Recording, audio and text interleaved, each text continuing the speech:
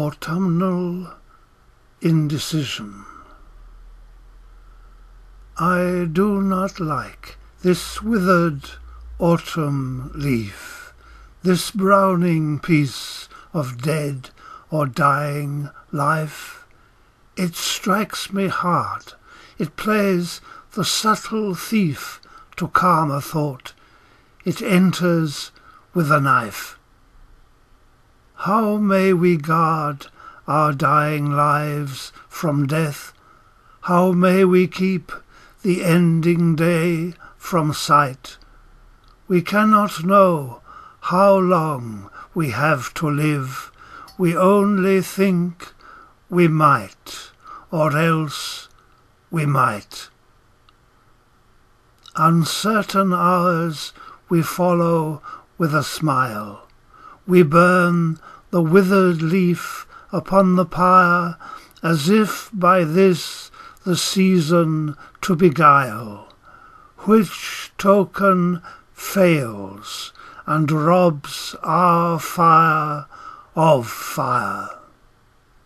The smoke, unending, rises to the sky and draws 1,000 questions from the clouds, which answer all our pleadings with a sigh, and send us back our tears in falling shrouds.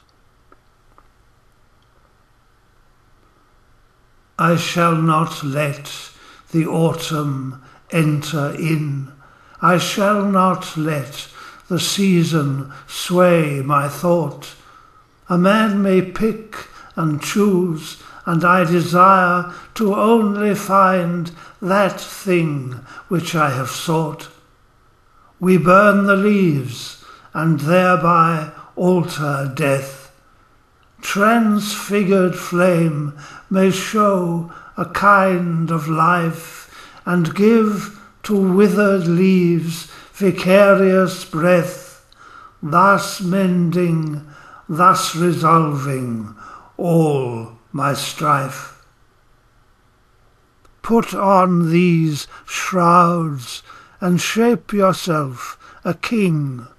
In death dissolved we do from death advance, and fear no more the withered dying thing, but dance across the fire and sing and prance.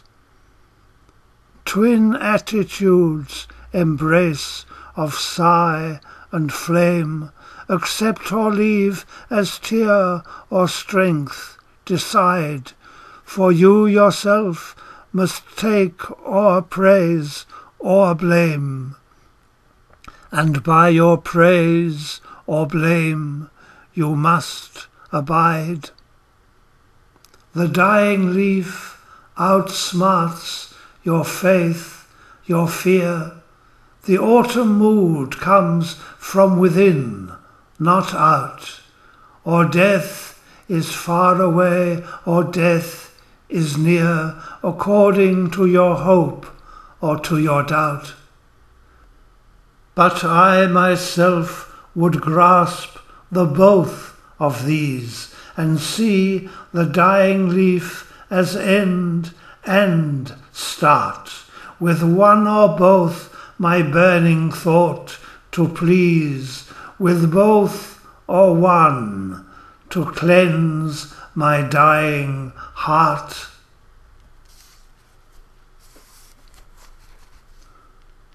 The bearer and the born. The world is full of pain, self-conscious pain. Too well we know the bearer from the born, too well we know the price of loss and gain, and how the loss leaves all the gain forlorn. In coexistent states of peace and pain, and ever jarring through the turgid scale, as through a twisting, never-ending lane, we make our gibing way with laugh or wail.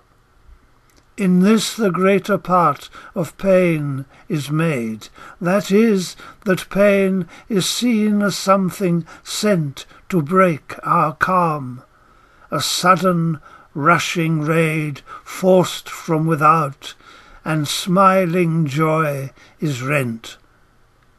In actual fact, our woe comes from within. There is no army camped beneath the wall. The line twixt born and bearer is so thin, it may be said there is no line at all.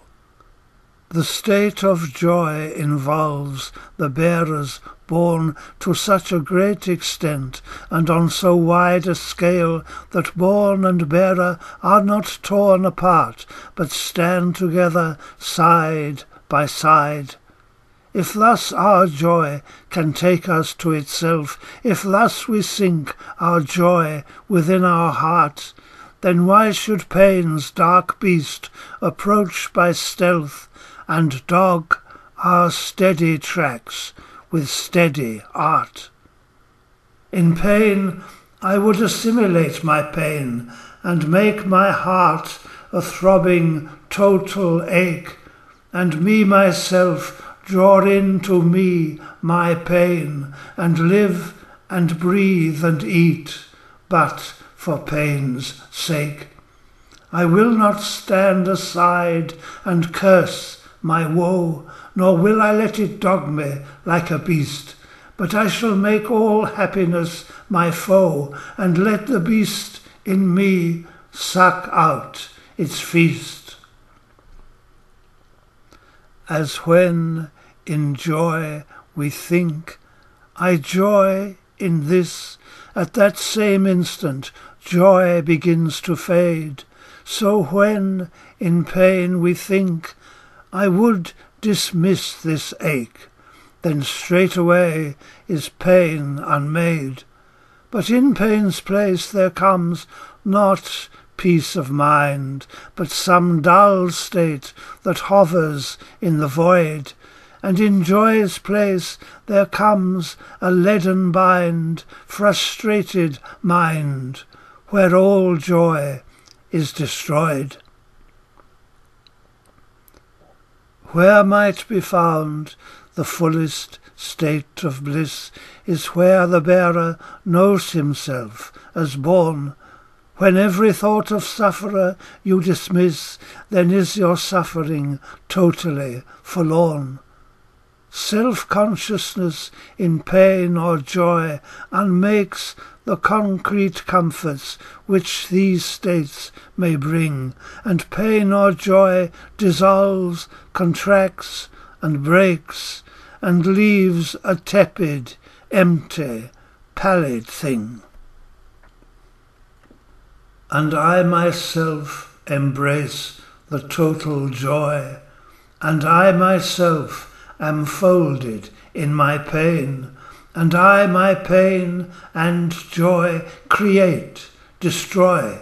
I will not suffer, will not joy in vain, but in my consciousness I will unite and fuse my joy and pain, till joy and pain, that darkened plain, that endless, boundless light, all attitudes of baser mind disdain. Then shall my joy be like a choric song, then shall my pain be like a living death, the voices heavenwards aimed, the crashing gong, the huge and moving light, the silent breath.